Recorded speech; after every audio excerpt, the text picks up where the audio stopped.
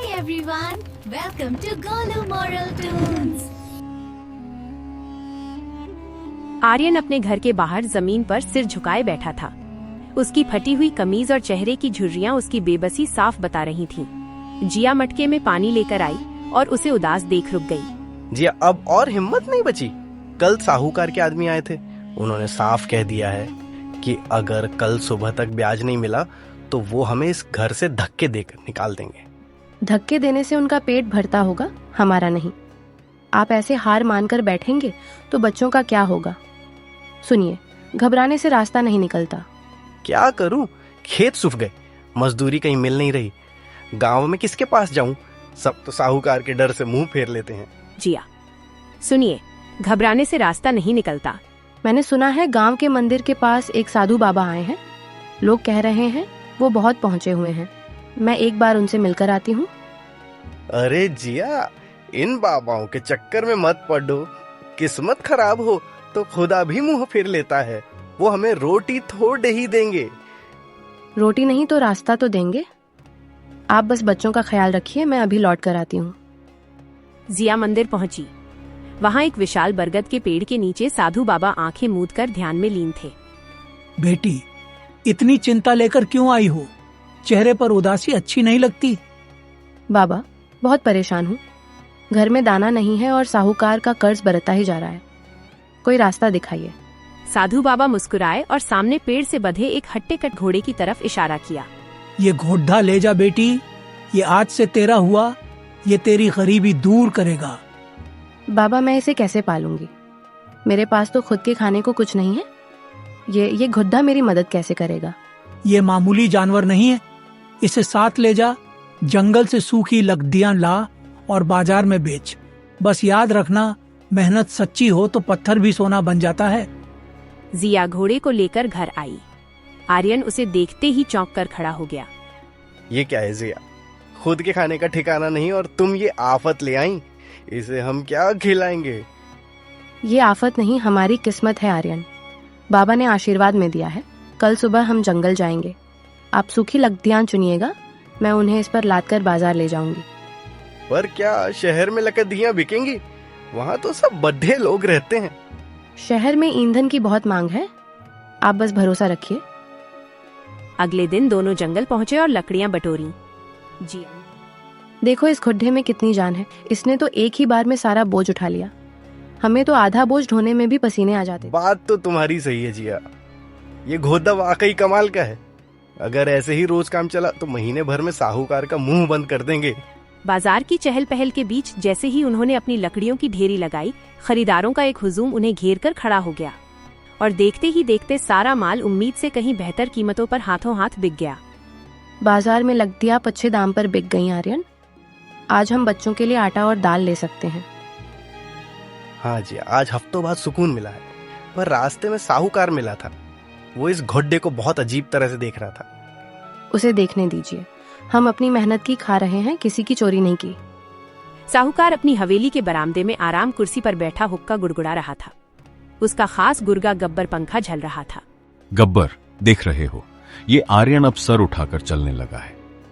कल तक मेरे पैरों में पडिया रहता था, अब इसके पास अपना घुड्डा है। गब्बर, मालिक, सुना है वो घुड्डा बहुत काम करता है।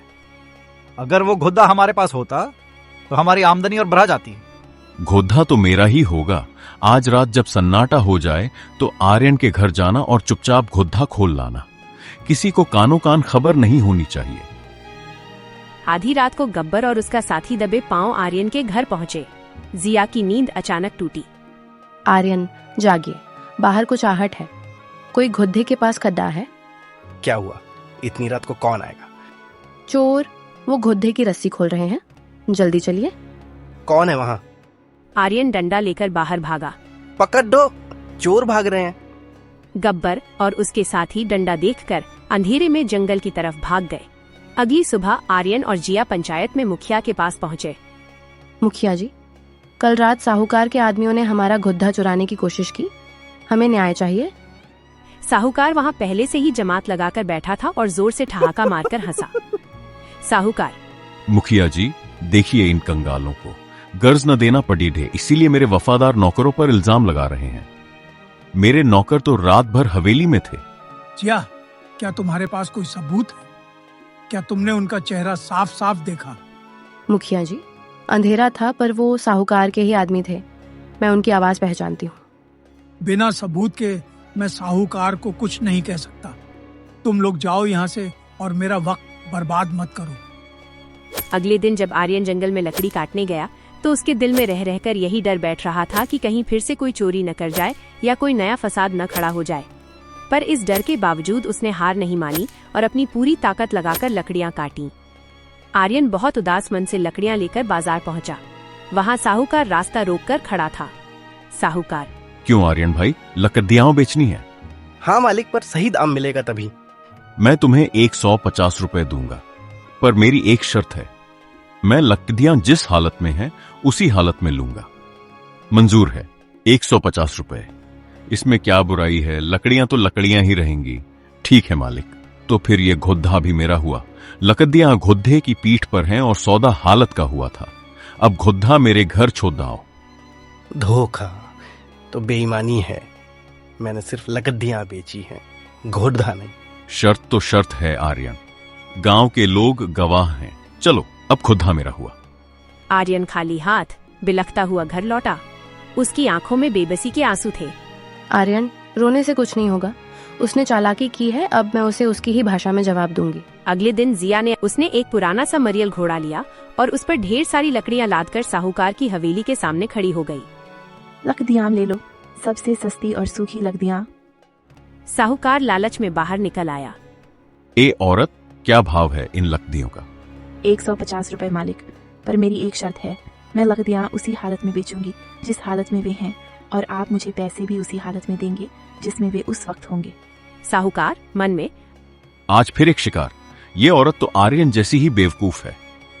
मंजूर है, अब ये घोधा मेरा हुआ, क्योंकि लकड़ियां उस पर लदी थीं और सौदा हालत का हुआ था। बिल्कुल मालिक, खुदा आपका हुआ। अब मेरी कीमत दीजिए। ये लो अपने 150 रुपए और यहां से चलती बनो। ठहरिए, आपने शर्त मानी थी कि पैसे उसी हालत में देंगे जिसमें वे होंगे। जब सौदा हुआ, पैसे आपकी कमर से सटे हुए थे। अब मुझे पैसों के साथ साथ आपकी वो टांग भी चाहिए जिससे ये सटे हुए थे। क्या पागलपन है? टांग कैसे दे दूं? जैसे आपने मेरे पति का खुदा लिया। गांव वालों, देखिए, ये साहूकार अपनी ही शर्त से मुकर रहा है। जिया के चिल्लाने पर भीड़ जमा हो गई। मुखिया को भी आना पड़ा। मुखिया जी, कल आपने फैसला दिया था कि लकड़ियों के साथ खुदा भी साहूकार का हुआ क्योंकि वे जुत्थे थे। आज पैसे टांग से सटे हैं तो टांग मेरी हुई। न्याय करो मुखिया जी, कानून सबके लिए बराबर होना चाहिए। साहूकार, अब तो फंस गए। या तो अपनी टांग कटवाओ या फिर समझौता करो। जिया, मुझे माफ कर दो, मैं अपनी टांग नहीं दे सकता। ठीक है, तो फिर हमारा सफेद खुदा वापस करो। आर्यन का सारा कर्ज कागज समेत जला दो और गांव के लिए 50,000 रुपए का जुर्माना अब भी दो।